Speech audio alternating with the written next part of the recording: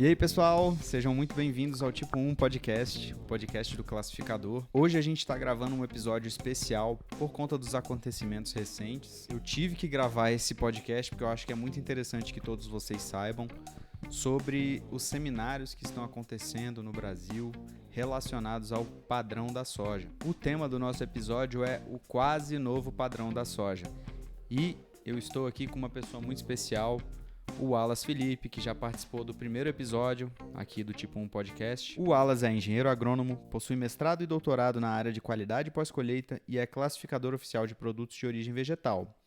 E, atualmente, ele está trabalhando na ANEC, é isso? Isso. Seja bem-vindo, Wallace. Obrigado, Eric. Valeu. Wallace, você conta pra gente um pouco de como funciona a ANEC. A ANEC é a Associação Nacional dos Exportadores de Cereais, que é uma associação que junta diversas empresas, brasileiras que trabalham com a exportação. Principalmente, no nosso caso, o Brasil, nível soja, milho e trigo. Hoje o Brasil ele tem se destacado na produção de trigo. Essa safra agora 2021-22, o Brasil vai se destacar como a maior produção da sua história. Oh, que lindo, e que maravilha. Tem crescido nas exportações para alguns países, apesar ainda de ser um grande importador de trigo, que a gente ainda não é autossuficiente. Sim, sim. Mas por produzir um trigo de qualidade, de uma qualidade boa, alguns países acabam comprando do Brasil. Interessante, a gente não produz a quantidade necessária para se suprir, suprir a nossa demanda interna, mas ainda assim compensa produzir para exportar. Isso. Pelo preço que se paga pela qualidade do nosso trigo. Exatamente. Interessante. E uma outra coisa, assim, igual você tinha perguntado sobre a ANEC, é que a importância dela para a questão dos contratos de exportação. E isso são contratos comerciais que são acordados. E, por exemplo, igual a gente vai falar aqui sobre a soja. Então, você tem um contrato ANEC ali referente à exportação de soja, que é baseado na Instrução Normativa 11, que hoje é a que está vigente para o padrão oficial de classificação da soja. Ah, interessante. Entendeu? Por mais que seja uma transação comercial que não é obrigatória a classificação oficial, ainda assim utiliza-se o padrão oficial de classificação da soja. Exatamente. Aí, classificadores de soja, esse episódio é para vocês. Então, fica de olho aí que vai vir muita coisa boa. O tema do episódio, como eu já falei... Já falei? Comentou. Mas pode falar de novo. O tema do episódio é o quase novo padrão oficial da soja. Por que quase novo? Estão acontecendo aí alguns seminários. O que eu fui, que se eu não me engano foi o terceiro seminário da soja. Aconteceu aqui na Conab, em Brasília. A gente está em Brasília. E aconteceu em setembro de 2022, nos dias 20 e 21.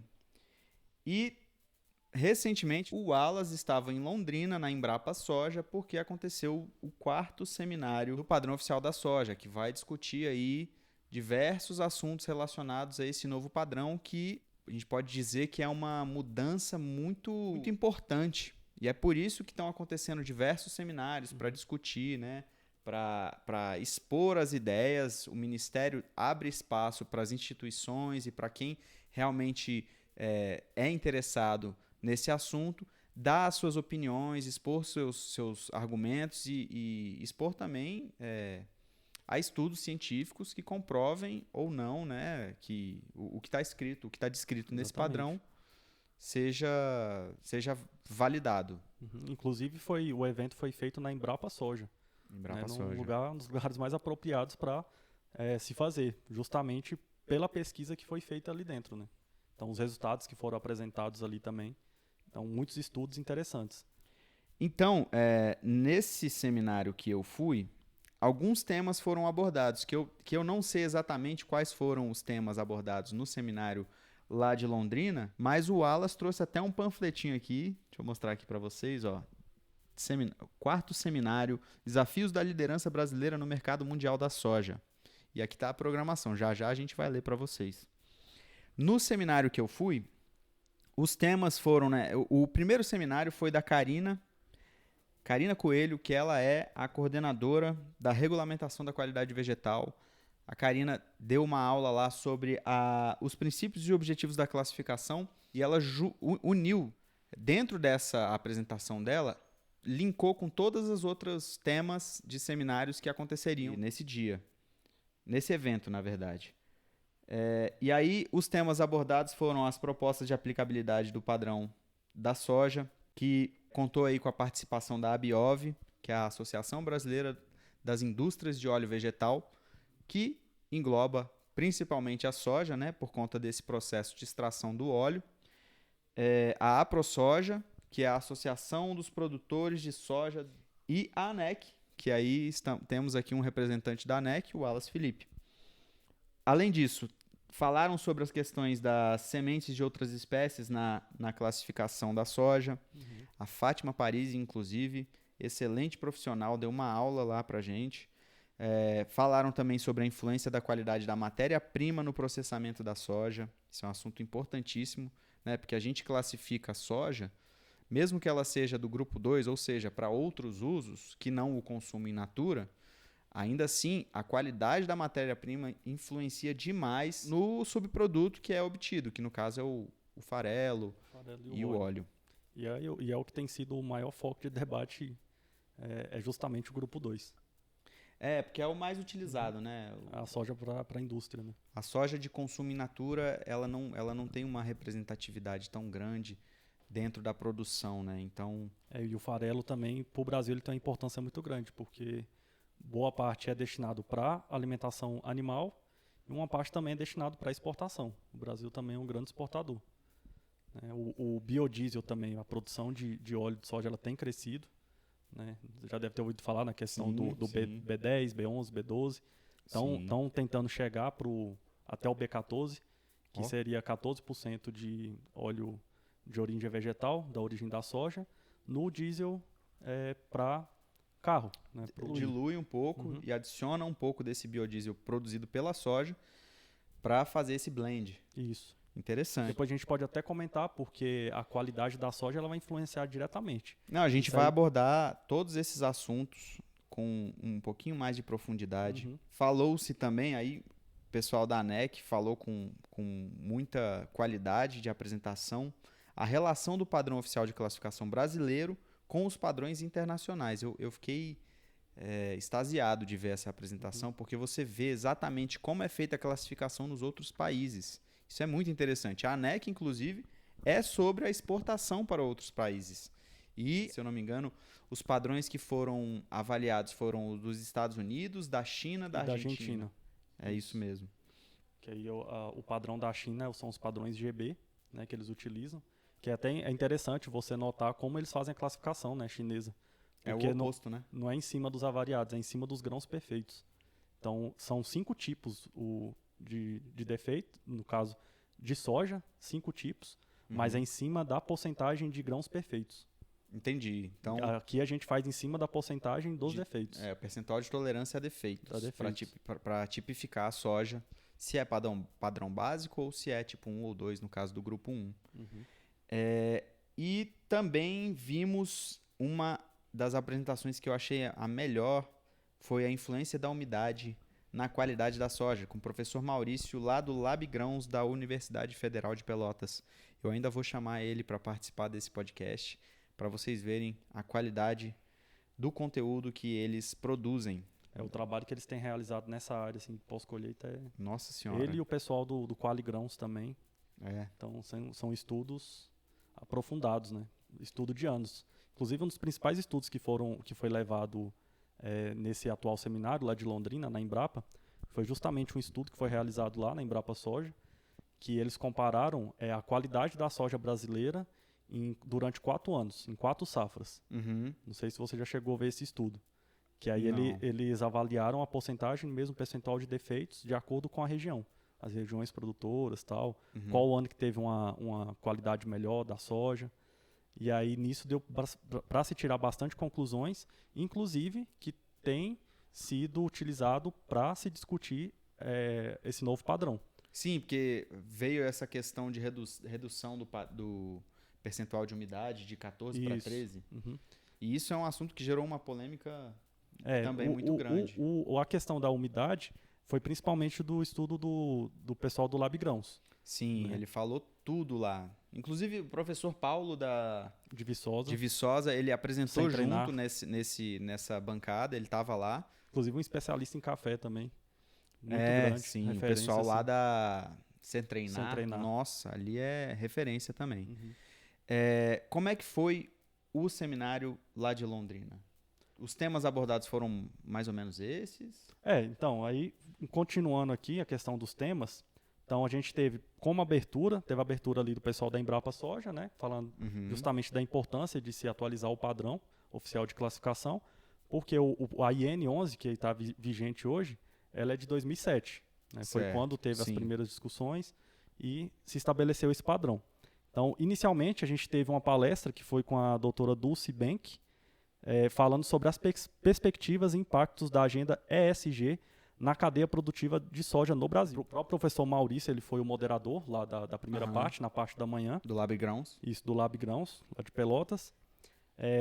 Teve uma palestra muito interessante do diretor da Embrapa Soja, que é o Alexandre Nepomuceno, falando sobre as perspectivas de novas variedades, novas técnicas de melhoramento que podem influenciar, inclusive, na qualidade da soja. Então, teve até uma técnica que eu lembro que eu estudei no meu doutorado, que é a tecnologia CRISPR-Cas9. Não sei se você já ouviu falar. O negócio é chique. O nome... Inclusive, as cientistas que descobriram essa técnica, trabalharam, são dinamarquesas, Sim. elas ganharam o Prêmio Nobel ano passado. Apesar da pesquisa delas começar em 2012, mais ou menos, quando elas publicaram um artigo. Só que, assim, de uma maneira geral, explicando de uma maneira bem simples para o pessoal entender. Em vez de você usar... O que é a transgenia? É você trazer regiões gênicas de outros micro-organismos, no caso de outros seres vivos, para dentro da soja. De outros você recorta organismos. o material genético de um outro ser vivo e introduz no DNA da planta. Isso, que aí você... O material genético da planta. Você faz um OGM, né, um organismo geneticamente modificado. Qual que é o diferencial dessa técnica? Você consegue fazer essas edições sem trazer um DNA de fora. Você consegue fazer as edições no próprio DNA da soja. Que seja ou silenciando ou ativando genes de importância. Aí ele trouxe até alguns exemplos, como o exemplo da soja com alto teor de ácido oleico, ácido graxo oleico, que é um ácido graxo monoinsaturado que apresenta uma qualidade melhor para o óleo na hora da extração.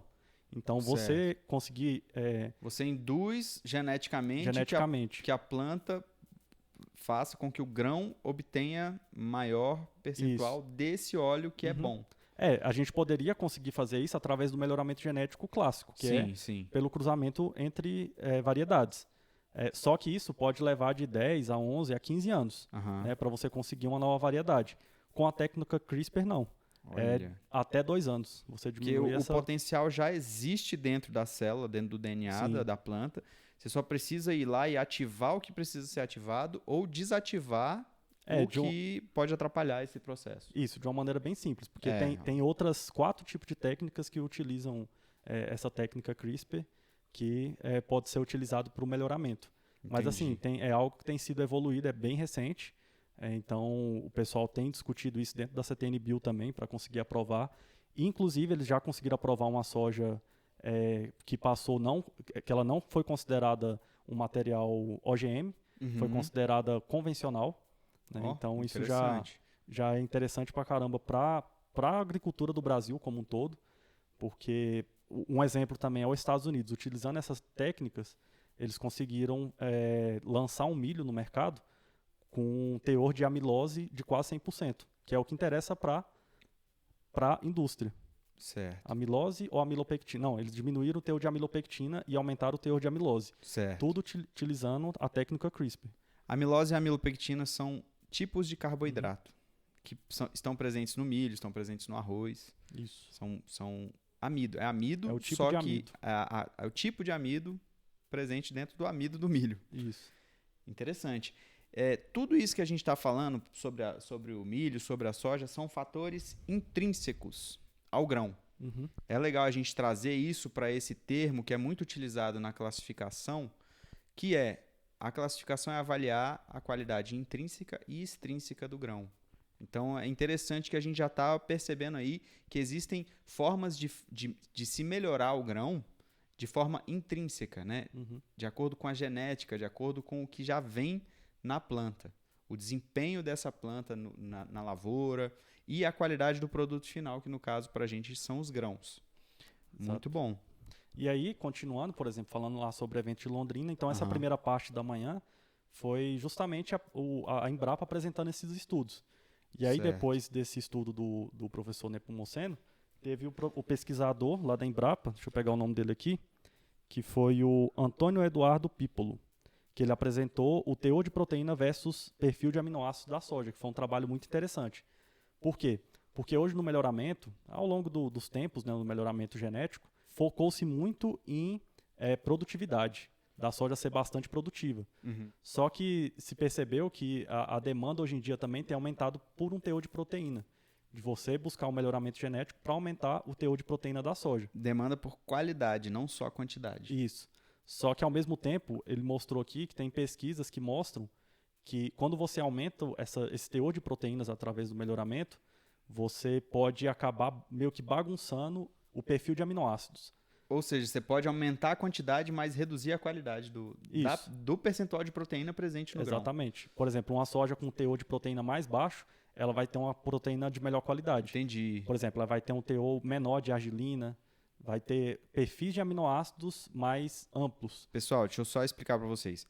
Óbvio que a maioria já deve saber, mas assim, a intenção é trazer da forma mais simples possível. Isso. Então, as proteínas são compostas por aminoácidos, né? Da mesma forma que o carboidrato é composto por glicose, que é açúcar, as proteínas, elas são as moléculas, as menores moléculas, né? As junções de aminoácidos geram as moléculas de proteína. Só trazendo isso para a gente entender também que a qualidade das pecinhas que formam a proteína tem que ser boa, né? A composição dessa proteína tem que ser boa. Não é só dizer, olha, tem 50% de proteína na soja, porque o normal é ali por 38, né? 34, 35, 34, 35. a média. Ah, tem 50, mas essas 50 não necessariamente são melhores do que as 34 que tinha antes, né? É isso que eu quis dizer. Que foi, inclusive, uma das questões, uma das palestras aí no seminário. Muito bom, muito interessante isso. E isso tem uma relevância grande porque vai ter uma interferência direta no farelo. Então, a gente está falando da alimentação animal. Então, você pode aumentar o teor de proteína, mas o quanto isso vai influenciar no balanceamento nutricional dos animais. Sim, para a produção de carne e tal, né? Produção de suínos, tanto monogástricos quanto ruminantes. Interessante. Porque não adianta nada, né? Encher de proteína o bichinho e não converter, né? Não ter uma conversão eficiente dessa proteína que ele está comendo na que a gente precisa. Isso. Então, aí depois a gente teve uma apresentação do Gabriel Fernandes, que é da Cargill, e ele estava também como um representante, como assessor técnico da Biov, que aí ele foi mostrar biocombustíveis obtidos a partir de óleos vegetais, oportunidades e desafios.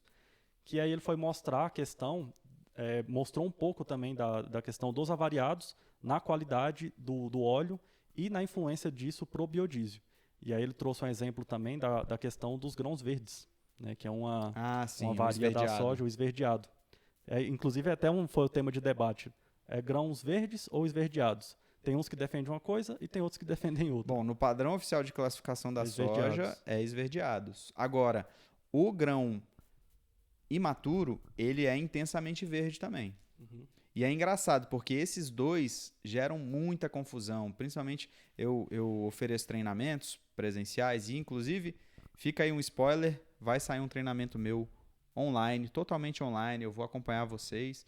E isso aí eu vou trazer com mais detalhes mais para frente. Mas nos treinamentos, uma das coisas que sempre cai no erro é a diferenciação entre o grão esverdeado e o grão imaturo, porque os dois são verdes. Só que o imaturo, ele tem formato oblongo e ele pode ou não ser enrugado. E aí, no caso, o formato oblongo que diz sobre o desenvolvimento fisiológico incompleto, e isso faz com que você reconheça ele como um grão imaturo. Isso. O nome já diz tudo. Agora, o grão esverdeado é o grão que completou o seu desenvolvimento fisiológico, então ele se encontra já arredondadinho. Ele já fica redondinho, que nem a soja normal. Só que o grão não conseguiu se livrar da clorofila e dos pigmentos que deixam ele esverdeado. E esse é o problema. E esse é o problema, porque na hora de extrair o óleo, esses compostos atrapalham demais o processamento, E não é? por quê? O principal influenciador aí é a clorofila. Sim. Porque, não sei se você lembra, na molécula de clorofila você tem o magnésio. E o magnésio ele é um metal. E se você está utilizando esse óleo para biocombustível, isso aí vai ser um problema. Ah, interessante. Entendeu? Aí, gente. A presença do magnésio, por conta da clorofila, lá no óleo vegetal, tem uma influência direta na qualidade, reduzindo a qualidade do óleo. E assim, Do biocombustível. a indústria ela tem as suas alternativas para conseguir remediar isso. Só que aí a gente está falando de custo. Isso envolve custo. Ah, tem como consertar isso? Tem como, só que você vai ter que introduzir algum tipo de substância para limpar esse óleo, né, esse subproduto que a gente está extraindo do grão de soja. E isso traz uma menor eficiência e traz um maior custo relacionado aos insumos necessários para a produção desse subproduto. A mesma coisa é com relação à acidez do óleo, né? Se você tiver uma acidez elevada ali, vai ter que fazer uma correção, porque a extração do óleo da soja na indústria, ela é feita por extração química. Então, quanto maior esse percentual de acidez, mais material vai ter que ser necessário, maior vai ser o custo. Interessante. Aí, gente, vai anotando isso aí. A gente não sabe por que está classificando, por que está vendo grão esverdeado, grão mofado, grão ardido, grão queimado. Tudo isso tem influência direta. E por algum motivo a gente tem que saber exatamente, né, o percentual que está presente aí nessa amostra que a gente está classificando. Então, classificadores, esse trabalho é de vocês, esse trabalho é nosso, todos nós somos, e é uma responsa muito grande. Então, vamos que vamos em busca do conhecimento, que é o que a gente está fazendo aqui agora.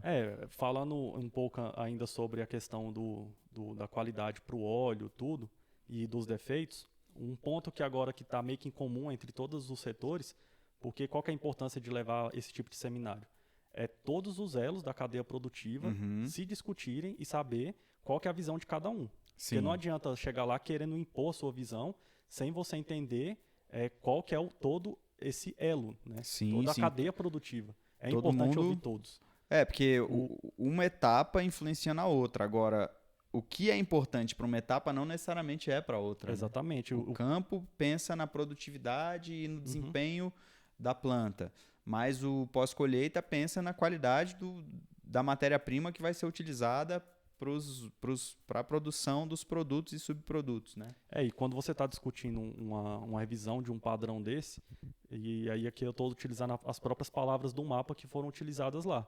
Se você estiver agradando só um lado, tem alguma coisa errada. Para o novo padrão, você tem que desagradar pelo menos um pouco todo mundo. Sim, isso eu lembro que eles falaram no seminário da Conab. Essa frase é excelente, né? Ao invés de agradar um lado só, é desagradar todo mundo, mas só um pouquinho. Que aí você começa a chegar num consenso. Né? E um exemplo que a gente chegou lá foi a questão dos grãos picados. Porque o mapa tinha tirado na portaria 532, Sim. Eles tinham tirado aquela questão de você dividir os grãos picados por insetos por 4. Eles tiraram? Eles tinham tirado. Nossa, Se eu não me engano, tinha tirado. Ou o pessoal que queria colocar, eu não lembro se tinha uma parte da cadeia produtiva que queria tirar essa parte. Entendi. Se não me engano, foi o pessoal da própria indústria. Porque o que acontece? A gente sabe que o grão picado por inseto ele tem uma evolução. Ele no armazenamento, por aquela questão do inseto ter... Você abre porta de entrada, né? E facilita o trabalho dos micro-organismos. Ele pode evoluir para um grão fermentado. Isso aí vai influenciar diretamente na qualidade do óleo. Ele fica mais suscetível, né? Só que isso aí foi uma coisa que a indústria, ela falou, não, beleza, pode continuar dividindo por 4. Isso aí a gente abre mão. Sim. Aí, interessante. Já começou a abrir mão alguns setores. É engraçado, ontem eu estava produzindo um material para postar no canal e estava pensando por que o grão amassado é um defeito. O grão amassado e o grão partido. Aí eu comecei a pensar que o fato dele estar amassado, ou seja, dele ter quebrado ali, né, dele ter rompido o tegumento e também prensado ali o cotilédone, isso aí é que nem é o mesmo princípio do grão picado. É porta de entrada pros defeitos mais graves. Então, sim, a qualidade do grão pode estar excelente. Você vê lá, ele tá amassado, mas tá ok, tá tudo certo. É a soja, tá com a coloração tranquila. Só que ainda assim, isso, num processo de armazenamento, é muito mais difícil de conservar do que um grão íntegro. Então, por isso é um defeito. É um defeito leve? É. Tá lá embaixo na escala de gravidade? Sim, mas ainda assim é um defeito e a gente precisa observar. Tem gente que não leva isso a sério, sabe? E a gente tem que levar. Tá no padrão por um motivo específico. E a gente precisa levar a sério. E levar o padrão na íntegra. E novamente, o padrão ele está olhando toda a cadeia produtiva. Não é só Sim. colher a soja, vamos analisar a qualidade. Não, ele está olhando toda a cadeia. Porque se você for pensar também, hoje, a soja que é produzida no Brasil, a última safra ali próximo dos 150 milhões de toneladas, 70% disso vai para a China. Sim. Então, o nosso maior mercado Inclusive, importador, tem muita influência da China nesse padrão novo, né? Exatamente. Que faz todo sentido. Faz todo sentido. Se a gente está exportando para a China, então a gente tem que levar em consideração isso é o uma padrão relação deles. de longo prazo, não é um negócio, a gente vai mudar e de uma hora para outra a Não. China vai parar de precisar da nossa soja. Na verdade, não, né? Só que a gente tem que fazer do jeito certo. A gente tem que pensar muito bem, porque não é só a China, né? E algumas coisas já são consenso que a gente já sabe que não vai mudar. Aham. Por exemplo, questão de matérias estranhas e impurezas. É 1% para tudo. Certo. No padrão chinês, no brasileiro, isso aí ninguém nem tocou. Uhum. Só que uma coisa que é diferente em relação, por exemplo, ao padrão chinês. Lá, os grãos queimados, eles não entram como defeitos graves. Eles entram como matérias estranhas e impurezas. Entendi. É porque o grão queimado, ele já é um grão que não tem aproveitamento algum. Não tem o porquê ele tá ali, né? Exatamente. Então você já exclui do processo. E aí isso aí foi um ponto de polêmica, porque Isso o é mapa, na interessante. proposta conciliatória, eles uniram grão queimados, que é aquela escala evolutiva, Sim. fermentado, ardido e o queimado. Eles uniram como na tabela, o percentual, como se fosse grãos avariados por calor. Sim. Né? Isso Na proposta no nosso, conciliatória, no nosso padrão? no nosso padrão. Eles queriam colocar, só que isso gerou Sim. uma discussão de todos os lados. Toda a cadeia produtiva estava Mas o contra. fermentado não pode ir junto. Exatamente, foi o que todo mundo falou. Não dá. Não tem lógica de colocar o fermentado junto como se fosse um grão queimado. Ainda mais no percentual. Imagina, no final, Nossa. você conseguir chegar lá com a soja, Aí não ia dar padrão. não ia dar padrão.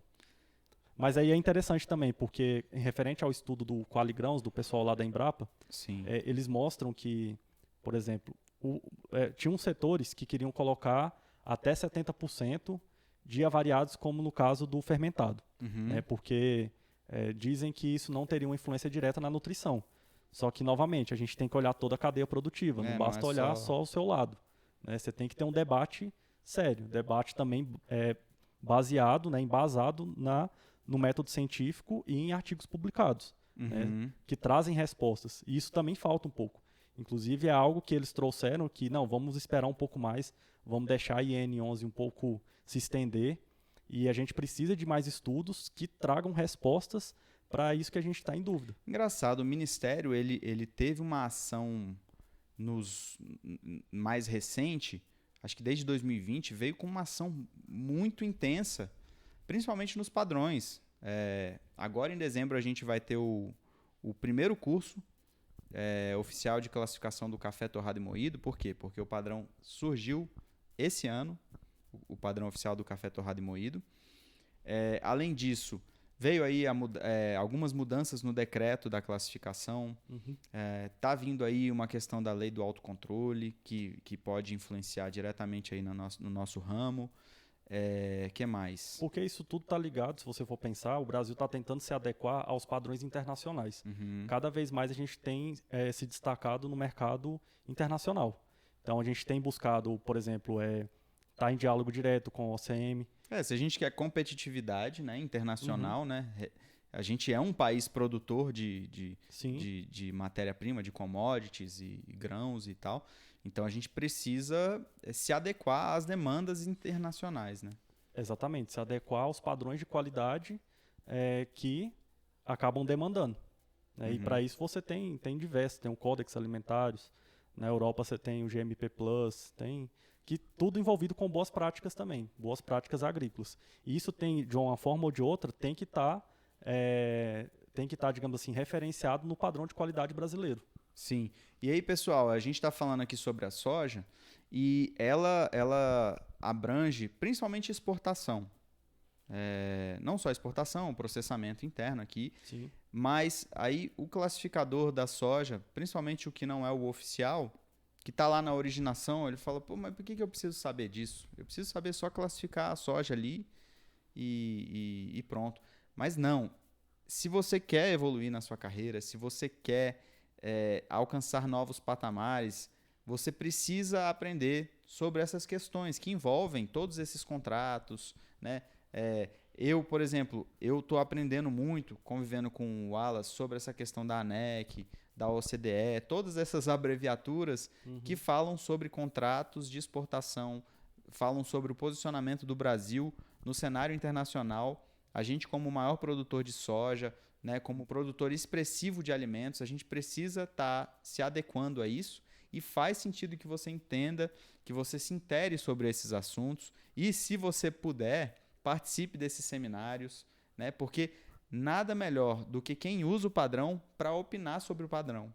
Né? Então, os analistas, os classificadores práticos, os classificadores oficiais são chamados a participar desse tipo de debate, porque a gente é quem usa o padrão. E o debate ele é feito em cima disso. O debate é você confrontar hipóteses. Não é você simplesmente se agarrar a uma verdade que você acha que é verdade, Sim. mas você sempre ouvir o outro lado, tentar entender o outro lado e nisso construir um debate até mesmo civilizado. Né, para se chegar e aí, como é que foi lá? Os debates foram civilizados? No primeiro dia teve os ânimos um pouco alterados, porque tinha muita gente querendo levar algumas questões, querendo fazer política, né, mostrar em cima disso, tipo, gente, esse aqui é meu posicionamento, levar mais para o pessoal dele. E não arreda o pé, não ouve, vai já com a cabeça feita, né? Já vai com a cabeça feita. E o próprio mapa falando, gente, a gente está aqui intermediando, a gente quer ouvir todos os lados, a gente precisa ouvir. Sim. A gente precisa, tanto o produtor, até mesmo o consumidor. Quem que é o principal consumidor de soja? O pessoal estava lá, que é o pessoal que trabalha com ração, com carne, com os animais. Então tinha muitos zootecnistas lá também. Isso é interessante. Para discutir isso. Então, nesse ponto foi bastante interessante. E produtor também, né? Muitos a ProSoja estava lá. A ProSoja. Tinha também o pessoal de cooperativas lá do Paraná, que estavam representando mais de 600 produtores. Olha, então, o negócio estava em peso lá. E aí, depois teve essa parte inicial na parte da manhã, aquilo que a gente comentou, e à tarde foi aberto o espaço ao mapa para falar, que foi eles mostrarem essa proposta conciliatória, que eu já até falei um pouco, que eles juntaram a questão dos grãos queimados, ardidos e fermentados, que isso aí não agradou ninguém, e aí eles já falaram, não, beleza, que a gente já entendeu, o mapa precisava disso, né? Não, perfeito, a gente entendeu, o ardido não pode ficar junto. O fermentado. O fermentado. Sim. E já tiraram. Isso é legal, isso é uma postura interessante, gente. A gente, o Ministério, ele abre para que os setores, né, todos esses padrões que estão vigentes na atualidade, eles passaram por esse tipo de situação, onde você reúne todos os interessados, todos os envolvidos nessa cadeia, e nem sempre, tem muita coisa que eu discordo, por exemplo, do padrão do arroz, por exemplo, o grão gessado ser só o grão 100% gessado. Eu acho que isso aí não contempla, aí já estou mudando um pouco de assunto, mas só para trazer esse contexto, o fato do grão 100% gessado, ele não contempla a indústria. Por quê? Porque o grão gessado, ele é um grão que é mais suscetível ao dano mecânico. Então, se ele tiver parcialmente gessado, ele já vai ter influência direta na renda, no rendimento desse arroz. Por quê? Porque vai aumentar o número de grãos quebrados. Então, esse parcialmente gessado, ele poderia entrar. Por que não? Então, no dia que tiver a revisão do padrão oficial do arroz, eu vou estar lá para conversar com o pessoal e fazer minhas propostas para que a gente chegue num denominador comum. Mas aí você acha que seria colocar alguma coisa relacionada com o percentual? Sim, é tipo uma subdivisão. Não é só, tem o 100% gessado, mas tem o parcialmente gessado. É interessante que se tenha esse percentual. Por exemplo, na indústria, no recebimento da indústria, ou seja, na classificação de recebimento do arroz em casca, esse percentual ele é levado em consideração. Óbvio, é um controle interno de Sim. qualidade, mas a gente tem que pensar também que o grão gessado e o parcialmente gessado têm influência direta numa questão que não é só na questão nutricional ou na qualidade do grão, mas a questão visual. Tem muita gente que vai lá na gôndola do supermercado, vai olhar ali o arroz tipo 1, 2 pacotes de arroz tipo 1 de marcas diferentes. Só que tem um que está todo gessado e o outro não. E os dois são tipo 1 igual. Uhum. Isso influencia na escolha do... Até mesmo na análise sensorial, né? Na própria... na hora de preparar o Sim, arroz. sim. Isso Vai ter uma também influência. gera... Ele fica um pouquinho mais empapado. Isso. Uhum. Apesar de não influenciar na qualidade nutricional. Isso. Mas ainda assim, a textura envolve Mas interessante você trazendo o exemplo do grão gessado, porque foi uma polêmica que surgiu lá em relação, agora falando à soja, lá no seminário, que foi justamente referente ao fermentado. Porque o mapa colocou, ele colocou um conceito que eles pegaram, simplesmente traduziram o conceito de fermentado da norma argentina. Aham. Só que qual que é o problema? Ah, esse assunto deu polêmica, né? Deu. E o problema é porque lá eles englobam ardido, queimados, é tudo a mesma coisa. Heat damage. Isso. Só que isso é em inglês, né? Só que aí eles colocaram também como fermentado seria aquele até 50%.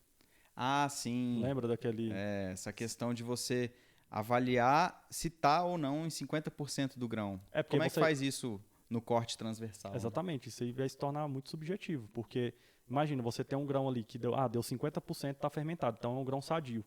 E aí você manda uma boa parte desses grãos para a indústria. Não. Imagina a influência que isso não vai ter na qualidade. E isso também, se ele não for, por exemplo, tá no recebimento de um armazém, esse grão que tá quase fermentado, ele vai desenvolver para um grão fermentado.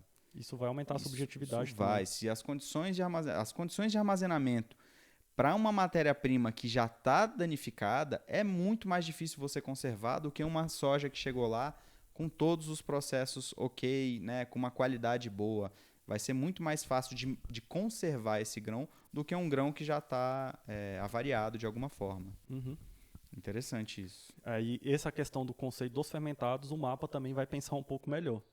Porque Eu acho que tem que manter ou elaborar aí de uma forma que pelo que a gente reduza a subjetividade. pelo que a gente viu de todos os setores, todo mundo mantém o que está na IN11. Sim. Se até agora é o que está dando certo ali, já tem anos, né?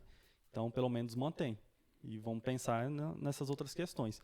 Outra questão que o mapa trouxe na proposta conciliatória, que acabou não agradando alguns setores, que foi justamente aquilo referente que eu te falei dos grãos esverdeados. Sim. Que eles juntaram no total de avariados, né? Separaram, porque na IN11 ele é separado. Sim, ele é separado. Inclusive, isso gera muito problema na hora de preencher o laudo. Isso. Porque o esverdeado ele não está dentro do total de avariados.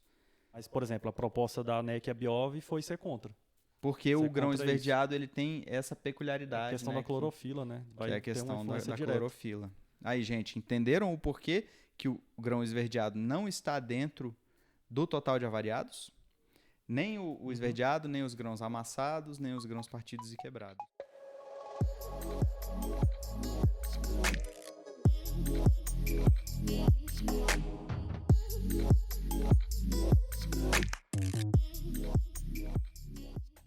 E aí, uma coisa que a gente pode falar que foi diferente também é que a gente está falando aqui do grupo 2.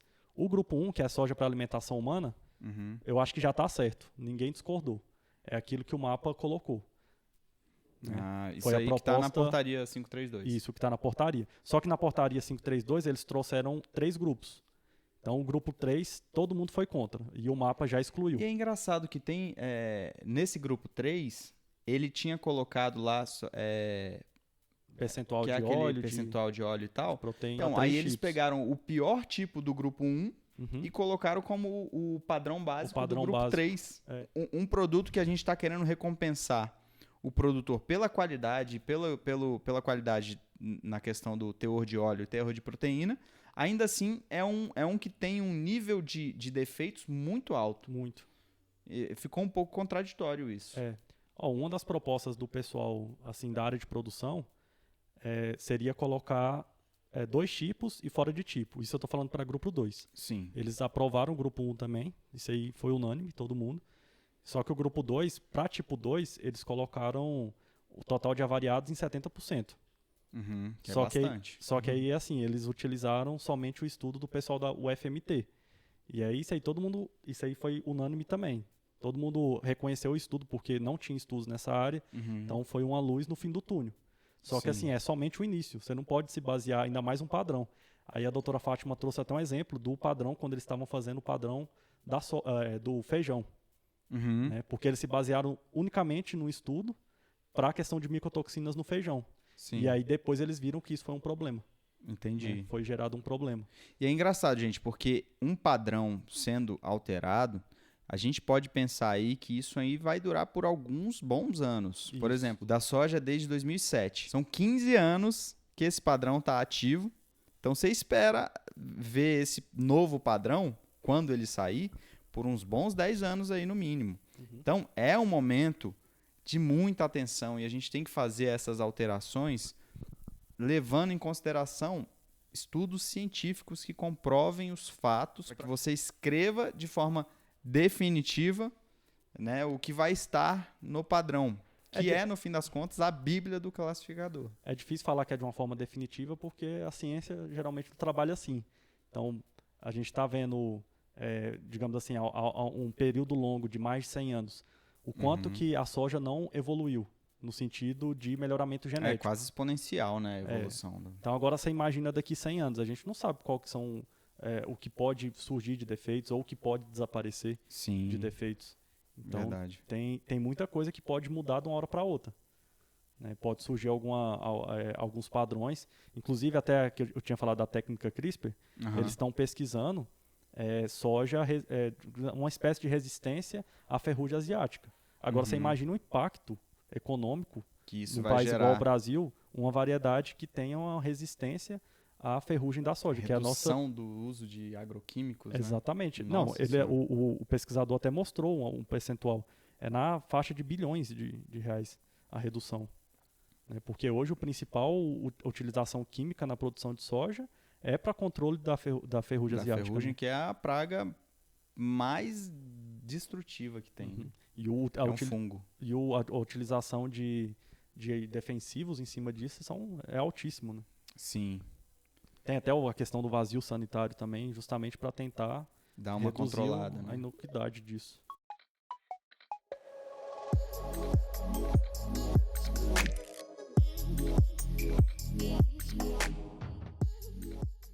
Então, aí teve essa discussão e aí depois a gente teve uma discussão do campo jurídico, que aí foi o pessoal, foi um advogado da ProSoja, um da Abiov, outro da ANEC, o pessoal do Mapa Intermediano e um advogado do Ministério.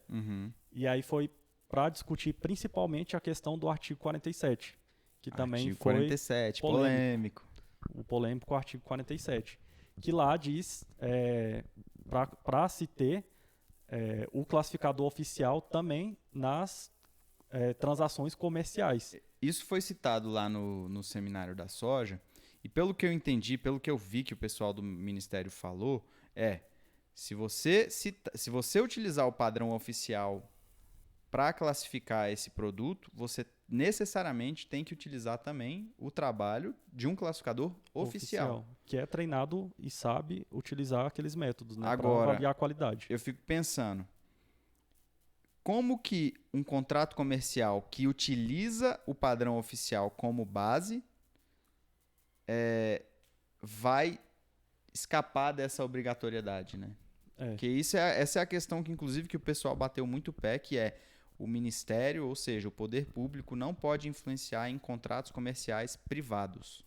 Isso aí eles citaram diversos artigos da própria Constituição Federal que seria contra, várias outras normativas, toda a parte jurídica. Era por isso que a mesa era feita de advogados. Sim. Justamente para discutir isso. E aí chegou-se em algum consenso?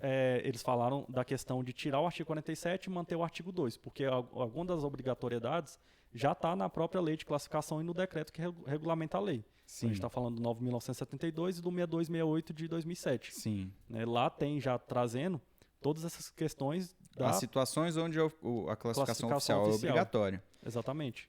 Então, sem ser nessas situações, não é necessário a utilização de um classificador oficial. Só que o mesmo mapa que quer se trazer. utilize o padrão oficial.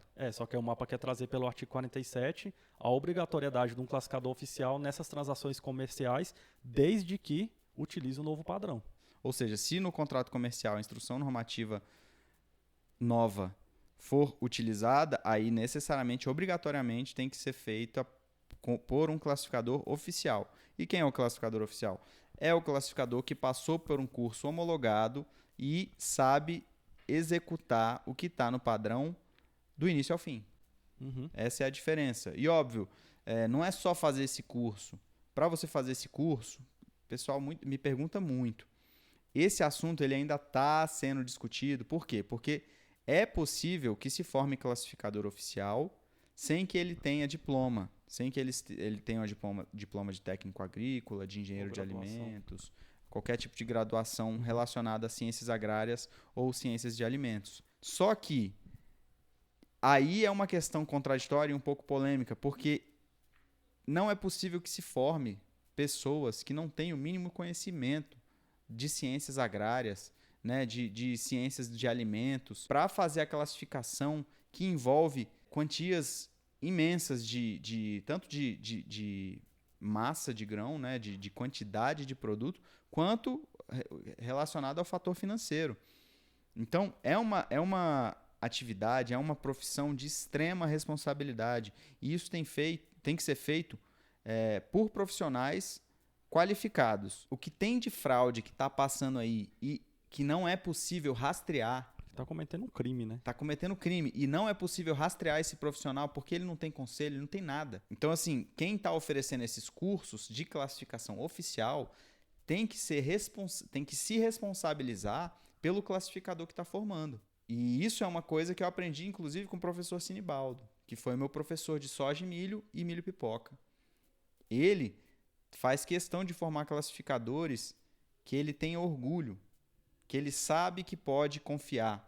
Por mais que a lei tenha ficado um pouco mais abrangente, né, tenha democratizado essa profissão extremamente nobre, o que eu acho que é justo, porque tem muito profissional de extrema qualidade, inclusive, o próximo episódio é com o Cássio Agro, já estou dando outro spoiler aqui, e ele é classificador prático, e ele está fazendo curso de técnico agrícola para se tornar classificador oficial e para ter o embasamento teórico e prático que um curso desse calibre te traz para merecer a carteira de classificador oficial. Sim. Ele é um exemplo que eu admiro muito. Até porque o classificador está utilizando a ferramenta da classificação, que é o sensor da qualidade. Exato. Ele tem que ter o conhecimento técnico ali para entender também a própria evolução dos defeitos, né?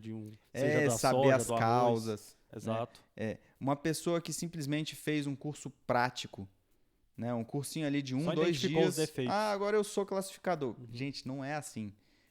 Eu mesmo, após sair do curso de classificação de arroz, por exemplo, eu ainda fiquei alguns meses classificando arroz o dia inteiro, para aí sim começar a sentir confiança de que a minha análise tá sendo justa, está sendo imparcial, né? Que eu estou sabendo identificar o defeito. Tem essa questão também da escala de gravidade. Quando você encontra mais de um defeito no grão, aí bate aquela dúvida. É saber identificar, saber as causas, saber o porquê que um defeito é mais grave do que o outro. Isso na soja, no milho, no feijão, no arroz, em todos os produtos vegetais. A gente precisa ter esse background, a gente precisa ter essa experiência que não envolve só fazer um curso, até mesmo curso oficial. Não envolve fazer só um curso oficial e sair de lá como se fosse um classificador completo. Isso aí, gente, é meter a mão na massa, meter a mão no grão e classificar para aí sim começar a ter confiança e qualidade no serviço. E ter sempre os conceitos, né, claros. Até por isso que a preocupação do mapa é isso, não ser precipitado e ouvir todas as áreas da cadeia produtiva para daí definir aqueles conceitos de qualidade, né? E aí o exemplo que a gente estava falando é o do grão fermentado. E eu acho isso legal, porque é o que eu recomendo para todos os meus alunos. Surgiu dúvida, não tem problema. O problema é você não saber aonde procurar a resposta. Que, no nosso caso, gente, é tão simples. Ah, mas professor, eu não sei o que é o grão esverdeado, a diferença dele com o grão imaturo. Gente, É só ler o conceito. Está no primeiro capítulo do padrão oficial de classificação de qualquer produto. O primeiro capítulo de qualquer padrão é conceitos e definições. Você vai lá, tem a definição exata. E aí sim você começa a julgar e começa a internalizar e entender o porquê que esse defeito é o que ele diz ser. E aí sim você começa a refinar o seu processo de classificação num nível que, né, depois de um tempo você já internalizou, você já sabe exatamente, Isso. porque você lembra até da frase completa. E a gente não pode fugir disso. Ah, não, mas eu acho que é isso aqui. Não tem o que eu acho ou o que o Wallace acha. Tem o que está descrito no padrão. Inclusive talvez será uma novidade futuramente quando surgir esse novo padrão da soja, que o mapa está pensando em trazer um referencial fotográfico. Sim. Também. Tem inclusive descrito nesse padrão. Existe um referencial fotográfico que inclusive a Fátima Parisi ela ajudou a elaborar. Mas, gente, isso é uma outra coisa. A gente está vendo esse mundo digital e pelo menos, eu mesmo crio a expectativa de que é possível que a gente contemple todos os defeitos dos grãos numa foto, né? Numa, duas, três, num referencial fotográfico, né? Num arquivo. Há infinidade de situações e de questões. O referencial fotográfico, como o próprio nome diz, ele serve para te dar uma referência, mas ele não serve para te fazer classificar. Não tem o que faça você substituir o olho humano ali na hora. Você pegar o grão e olhar com uma luminosidade boa, natural ou artificial, você observar ele de perto, faz toda a diferença. Então, assim, vou fazer um curso online. Ok, 100% beleza. Mas não adianta pensar, mesmo no presencial, não adianta pensar que você já vai sair de lá classificando e sabendo identificar todos os defeitos. Você precisa botar a mão na massa, você precisa pegar uma amostra aí que esteja bem ruim mesmo e se expor a situações onde os defeitos vão se entrelaçar, né, no sentido de ter mais de um defeito no grão, e aí você começa a usar a sua linha de raciocínio para entender, mas esse defeito aqui é mais grave, deixa eu abrir o padrão, deixa eu ver ali a escala de gravidade, ver o que tem que eu preciso saber para fazer a classificação do jeito certo. E isso, gente, é só com o tempo. E agora eu te faço uma pergunta. Manda. A gente falando sobre classificação, tudinho, então a gente tem visto o desenvolvimento da tecnologia. Né? E aí você acha que daqui a um tempo, futuramente, o pessoal vai começar a contemplar a questão dos equipamentos para classificação? Porque assim, e a gente está falando baseado na análise de imagem. Sim. Só que eu posso ir além. Por quê? Na soja, um dos problemas, quando você tem uma dúvida, você tem que abrir a soja. Sim. Né, não é obrigatório que se abra todos os grãos, Isso. só os que você suspeita que tem algum defeito.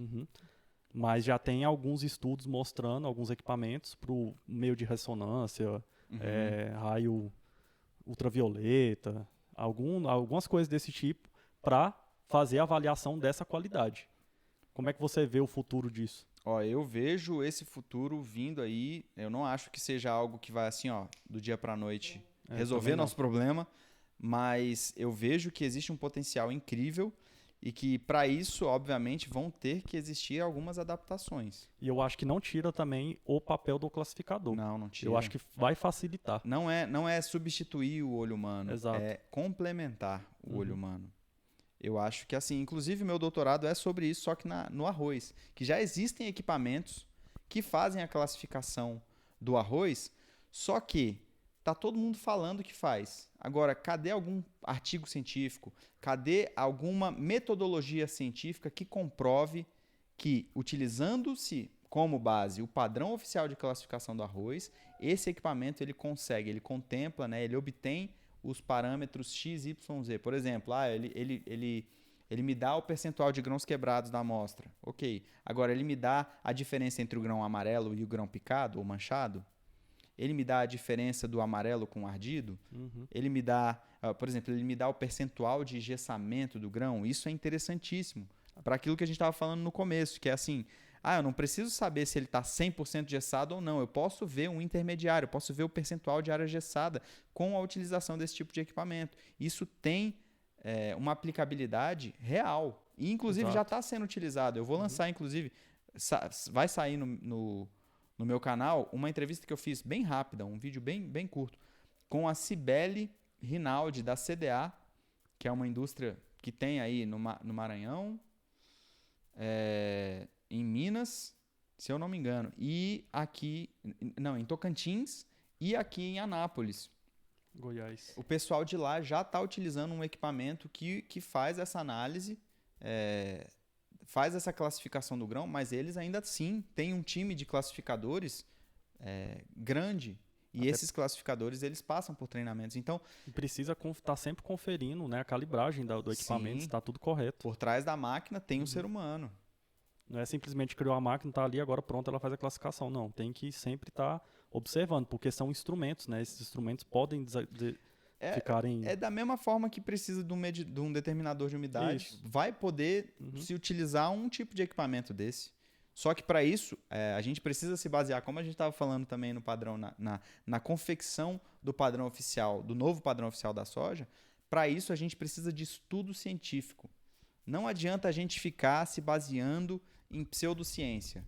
Não adianta a gente ficar se baseando no que o vendedor falou para a gente. A gente tem que se basear na metodologia científica utilizada para a obtenção dos resultados que concluem que esse equipamento é ou não eficiente na classificação. Então, existe sim um potencial incrível, mas não dá para fazer tudo com pressa. Não existe atalho. Então, vamos esperar aí. E vamos participar ativamente da produção de conhecimento científico necessário para que a gente faça a classificação no Brasil e no mundo evoluir. Com certeza.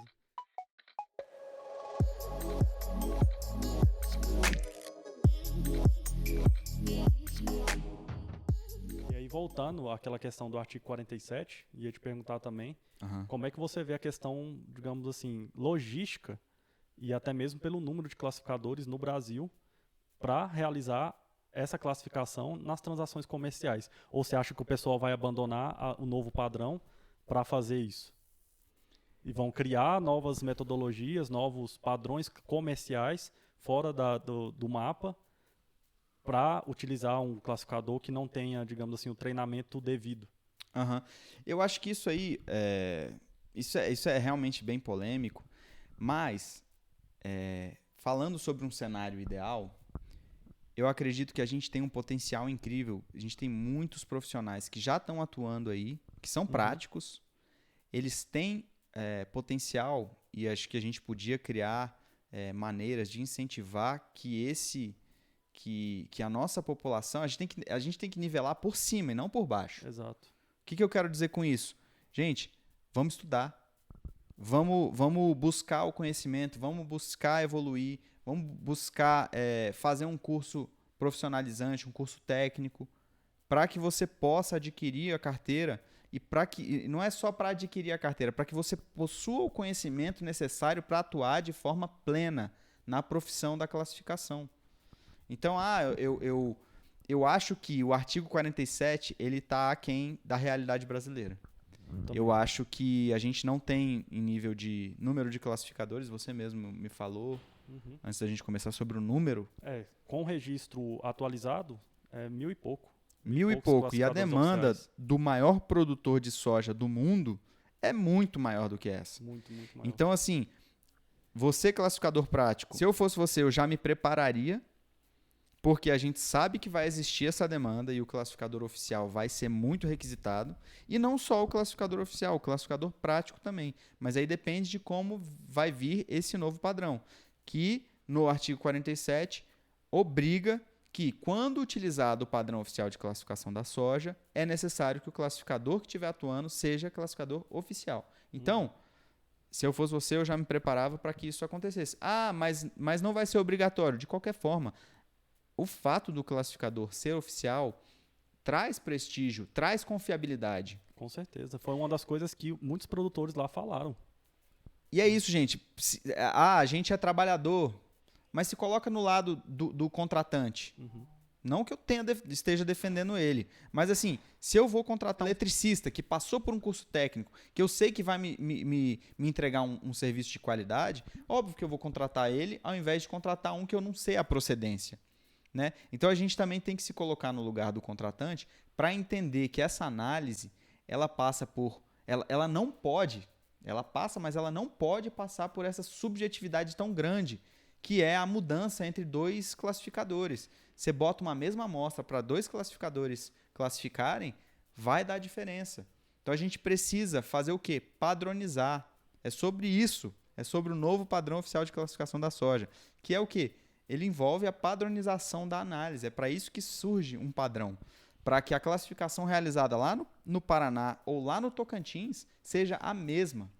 E, inclusive, foi uma coisa que o próprio Ministério ali falou, de que quando foram elaborar o padrão hoje, a IN11, né, lá em 2007, você pode perceber que lá na tabela 2, que é a soja destinada para indústrias, outros usos, que é a soja destinada para a indústria. Sim, processamento. Né, processamento.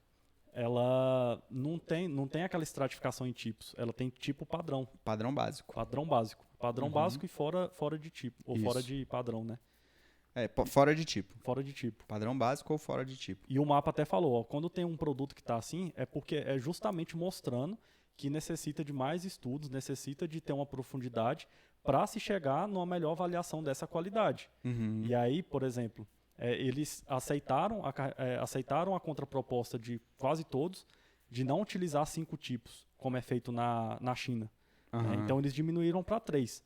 Só que aí, o padrão básico da soja passaria a ser o tipo 2, né? De acordo com a IN11. E aí, quem conseguir atingir o tipo 1, né, vai ser aquele que vai receber um prêmio. Isso. E aí, só que aí muitos produtores foram contra. Por quê? E aí deram o exemplo do milho. Aconteceu isso com o milho, quando fizeram a revisão, e aí acabou que virou no lado comercial, todo mundo começou a utilizar como padrão o tipo 1. Né? Passou a ser o tipo 1. O medo deles é isso acontecer. No arroz, por exemplo, ninguém utiliza. É muito raro você ver uma marca comercial tipo 2, tipo 3. O arroz tem até 5 tipos. 5 tipos. Mas você só vê tipo 1 no mercado. É raro. A não ser que seja fora de tipo, ou fragmento, né? Que aí é quando realmente aquele resíduo que ainda existe a possibilidade do consumo humano, aí sim você vê. Mas geralmente é só tipo 1. Você vai no mercado, você tem dificuldade de achar outros tipos de arroz. Eu acho que eu nunca vi tipo 2. Então. Aqui em Brasília. Lá na empresa que eu trabalho, lá na Enclass de Goiânia, a gente classifica arroz tipo 2, arroz fora de tipo 3, mas é muito raro. É tipo assim, 90% do arroz que a gente classifica é tipo 1. É tipo 1. E graças a Deus, porque se tem uma coisa que é chata de classificar é arroz fragmento e arroz fora de tipo. Meu Deus do céu. É ruim. Inclusive, a taxa de classificação devia ser maior para esse tipo de arroz, porque é muito mais difícil. Eu sei que você, classificador, sabe disso. É tão bom você classificar a soja que dá padrão, ou então a soja tipo 1 no caso do consumo humano, ou qualquer produto, né? A soja, o milho, o arroz, o feijão, quando eles estão bons, a classificação flui assim, ó, rápida. Quando chega um produto com bastante avariado, nossa senhora, aí é uma dor de cabeça. E a soja brasileira, que eu ia comentar, ela se destaca no mundo por ser uma das sojas com a melhor qualidade. Ela tem esse destaque, né? Então, é mais do que passou da hora da gente ter um padrão realmente que contemple isso. Que valorize a qualidade, né? Porque não adianta você querer, por exemplo, alguns produtores acharem que eles estão sendo prejudicados. Beleza, mas é aquele produtor que produz uma soja de qualidade, que não está sendo beneficiado com isso. Esse sim está sendo prejudicado. Esse está sendo prejudicado. Porque o povo está nivelando por baixo, Exato. É porque é muito difícil de você sair da sua zona de conforto para se adequar a um padrão de qualidade um pouco mais exigente. Exatamente. E aí, por exemplo, a questão dos 70% de avariados que eles queriam colocar como tipo 2, que foi a proposta ali feita pela ProSoja.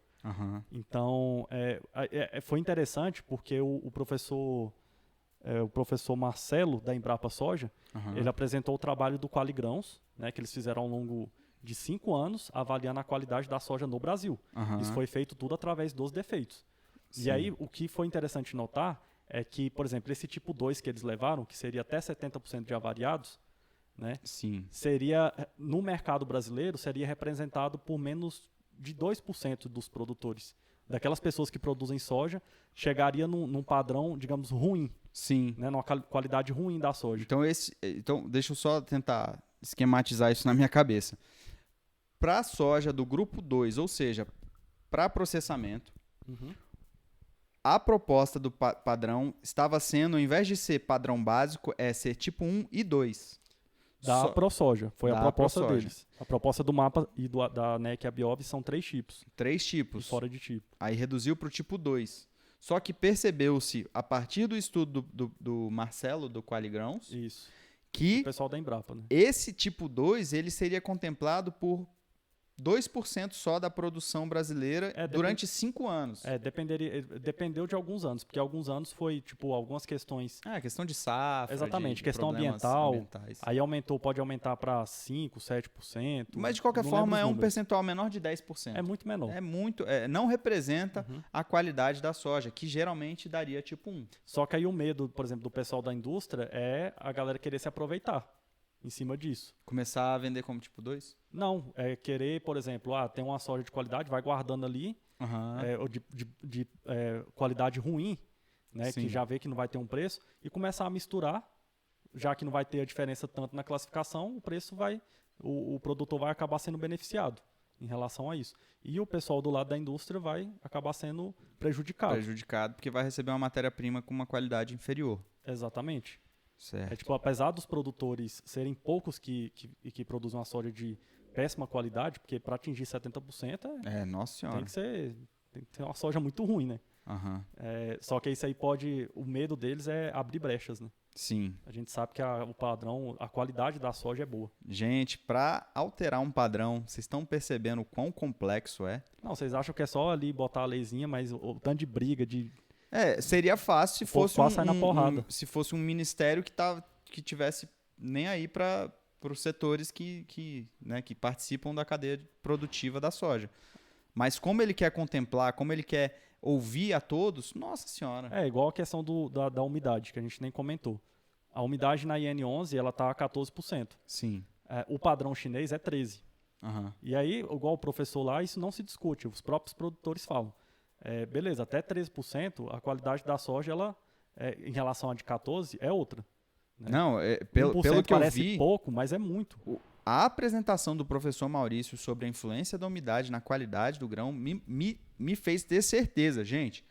Eu sei que é um assunto polêmico, eu sei que isso envolve uma logística de secagem. Umidade e temperatura, né? Sim, mas você cortar uma dessas variáveis, que no caso é a umidade, Que é a umidade. a conservação desse grão aumenta, né? Tem De forma pragas, exponencial. Porque não é só sobre o percentual de umidade, mas é o percentual de água livre, né? É água livre? Atividade de água. Que é o desenvolvimento, a água para desenvolvimento de micro-organismos. Então, gente, reduzir só de 14 para 13 é 1% só. Eu sei que isso envolve uma logística gigantesca relacionada à secagem e tal, mas quando a gente vai ver a questão do valor da atividade de água, que é a água que está realmente disponível para o desenvolvimento dos micro-organismos, a gente percebe que há uma redução gigantesca. E isso, com certeza, influencia no processo de conservação desse grão, que vai ser muito mais conservado com um percentual reduzido para 13%. Então, no quesito científico, no quesito de conservação de grãos, é unânime que o percentual de 13% é muito melhor do que o de 14%. Agora, tem que levar em consideração, como a gente estava falando durante o episódio, tem que levar em consideração a opinião de todos os elos, de todas as cadeias, porque isso envolve uma questão logística que a gente não está contemplando quando fala sobre a questão da conservação. Aí eu lembrei do professor Paulo César, né, do Sem Treinar. Sim, sim. Que ele fala, a ideia dos 14% foi por quê? Brasileiro, ele gosta de pegar a ideia do estrangeiro, ideia vindo de fora. E naquela época, o pessoal lá tá usando 14%, na Europa, nos Estados Unidos, Canadá, bora usar também. Só que aí ele fala, né, lá é uma geladeira. Aqui é país tropical. Aqui é país tropical, gente. Lá é país temperado, o clima é diferente. O desenvolvimento dos micro-organismos e insetos no Brasil e em países tropicais é muito diferenciado do que países onde, por exemplo, Estados Unidos, né, Isso. que tem... Você consegue conservar a soja para manter a qualidade boa com 16% de umidade. Só que aí que você vai ter que diminuir a temperatura. Senão... No caso dos países frios, isso é possível sem um gasto muito grande com relação à conservação do grão. E é isso que os produtores são meio que contra. Porque eles vão ter que ter um gasto energético, se a gente envolve em dinheiro, para tirar 1% dessa umidade do grão. Só que eles falam que, e aí, a gente não vai receber nada disso. Então eles gastam para secar e esse 1% em toneladas gera uma perda de massa muito grande, que também vai reduzir o preço que se paga pela carga. Então tem que ter além do gasto energético, uma compensação aí. E aí essa batata quente não está nas minhas mãos. Eu quero ver só o problema resolvido. Essa questão dos 13, pelo que a gente percebeu, vem mais da área da produção. Pessoal da área produtiva. Porque é quem recebe pela massa de grãos, né? Realmente. Só que aí, se você for pensar também, se ele não realizar, por exemplo, de uma maneira eficiente essa secagem, o grão que vai ficar armazenado, vai acelerar também a perda de massa.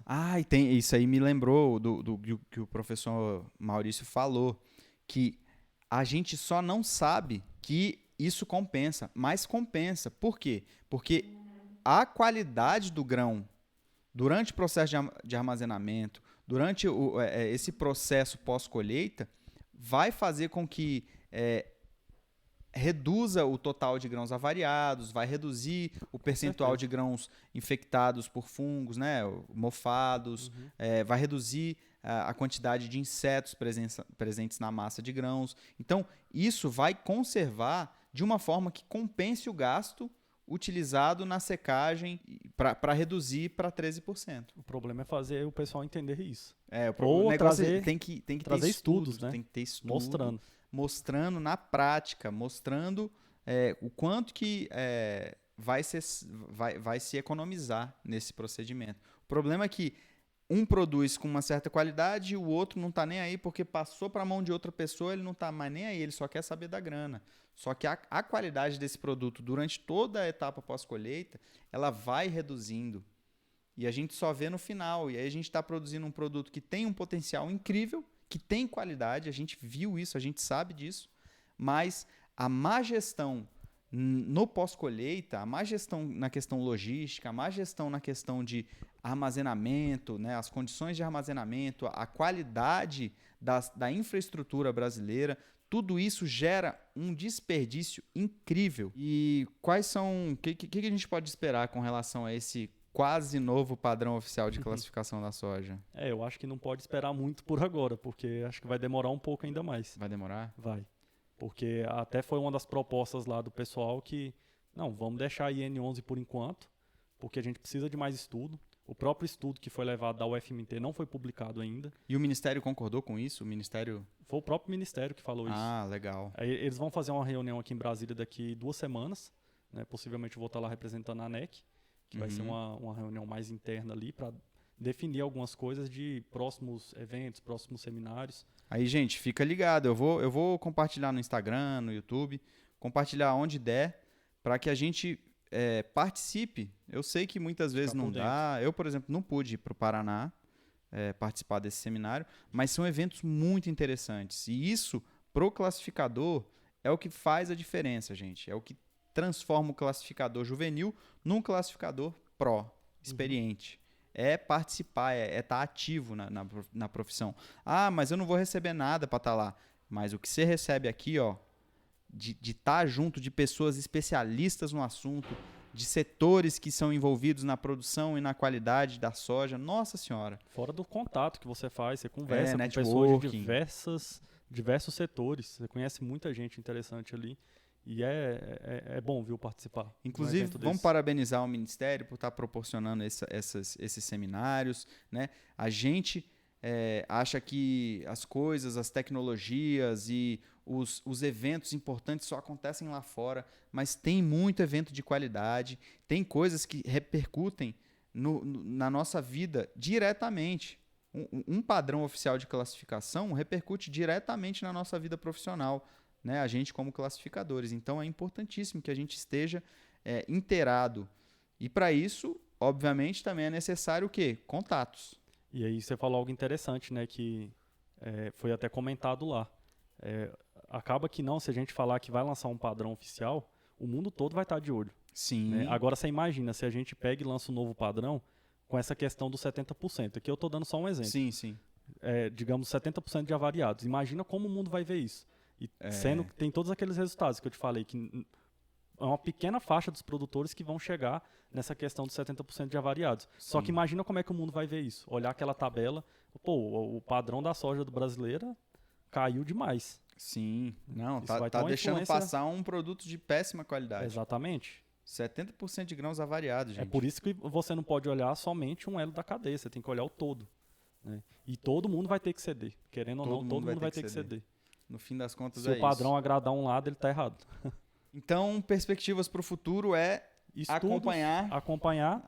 os próximos capítulos dessa novela. Porque assim, o primeiro estudo que surgiu mesmo foi o pessoal da UFMT, né, lá do Mato Grosso, fazendo esse estudo mostrando os resultados que até 70% de avariados na ração não influenciou no ganho de peso dos animais, né, monogástricos. Certo. Só que como E o foi óleo?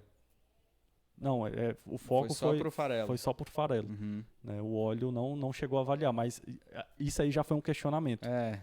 Pô, beleza, você pode utilizar esse estudo ali, mas e a questão do óleo? E o que a empresa vai... Você não aproveita só o farelo da Não. soja. Até porque é uma espécie de subresíduo, né? Aham. Do... Na verdade, É é um o resíduo subresíduo. da extração do óleo. Exatamente.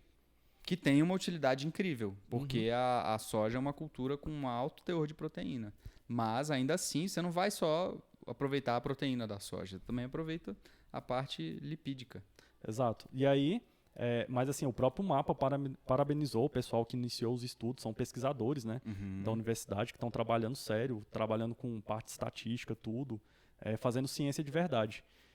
Só que assim, é um momento que a gente tem que esperar e trabalhar por mais estudos. Aí já tem um pessoal de Pirassununga que vai realizar algumas outras coisas, já tem um pessoal do Sind Rações que já está vendo com o pessoal da USP para fazer parceria, para fazer trabalhos em cima disso, porque... Temos aí um futuro próspero no quesito científico. Exato, porque tem que fazer tanto essa parte da avaliação de ração, mas também trabalhos que trazem influência na qualidade do óleo. Uhum. Né? Do óleo já tem alguns também que o pessoal citou, mas ainda precisa de uma luz no fim do túnel ali para ter uma discussão mais aprofundada e mais civilizada. Porque não adianta você querer se agarrar num trabalho por falar que é científico, Mas precisa, não é uma verdade absoluta. Não é uma verdade absoluta. Incontestável, né? O trabalho ele traz conclusões que a própria professora ficou de cara, eu não esperava aquilo. Uhum. Né? Esperar que 70% de avariados não fosse ter uma influência direta no ganho de peso dos animais. Mas aí, como o pesquisador Lorini falou, lá da Embrapa Soja, foi pesquisador por muitos anos lá na Embrapa, né, na parte de pós-colheita. Ele falou, o que a gente precisa é pelo menos de 1 ou 2 anos de produzir mais estudos e publicar mesmo, levar para a comunidade internacional. Às vezes trazer pesquisadores para cá, fazer seminários, fazer mais isso aqui e discutindo para a gente evoluir nesse quesito. Maravilha. Porque a gente tem que avaliar, não é só uma questão comercial, a gente está avaliando um novo padrão, para a qualidade, identidade e qualidade da soja. Sim, sim. O padrão comercial e de preço, isso aí vem depois. Sim. Né? Muito bom. Acho que aproveitamos bastante esse tema. Estou feliz com esse episódio. Se você também gostou, por favor, se inscreva no curta, canal. compartilhe. E vamos fazer esse canal crescer, porque a intenção é nobríssima, que é busca pelo conhecimento, busca pela evolução dentro da nossa profissão, que é a classificação dos produtos vegetais. Wallace, muito obrigado. Novamente Valeu. um prazer. E, gente, se vocês quiserem que ele volte, manda aí nos comentários, comenta, que a gente vai manter esse papo de extrema qualidade. Muito obrigado novamente. Valeu pelo convite aí, estou sempre à disposição, né, para o que precisar. E vamos Fala aí tuas redes continuar. sociais, o que você quer que te siga, se não eu quiser. tenho lá. Mas é pessoal, eu não faço conteúdo. Ah, mas nada do LinkedIn, tipo. você tá no LinkedIn? Estou no LinkedIn. No LinkedIn eu posto algumas coisas de referente à ANEC, que é o andamento de safra, os números de exportação, que é Então. principalmente, como eu falei no início, soja, milho, e agora o milho que vai ter um destaque maior no final do ano, que a gente está trabalhando junto com o mapa, que é para a lista, né, dos exportadores para a China, porque a China vai passar a importar o milho brasileiro, Ó, que antes não importou, acho que em 2019, mas em pequenos volumes. Só que agora está começando. A gente está em parceria com o MAPA e com o Ministério da China para fazer todos esses procedimentos. Então, no início de dezembro agora, já deve começar essas exportações, que é de milho e também de polpa cítrica, né, que o Ministério está em contato direto com o Ministério chinês. Então, a gente tem evoluído bastante nesse quesito. E lá no LinkedIn eu posto algumas coisas referentes a isso que a gente faz na NEC, que é o andamento de safra. Né? Maravilha. Eu vou deixar o link do LinkedIn dele. E é isso, galera. Vamos que vamos. Até o próximo episódio. Valeu, galera.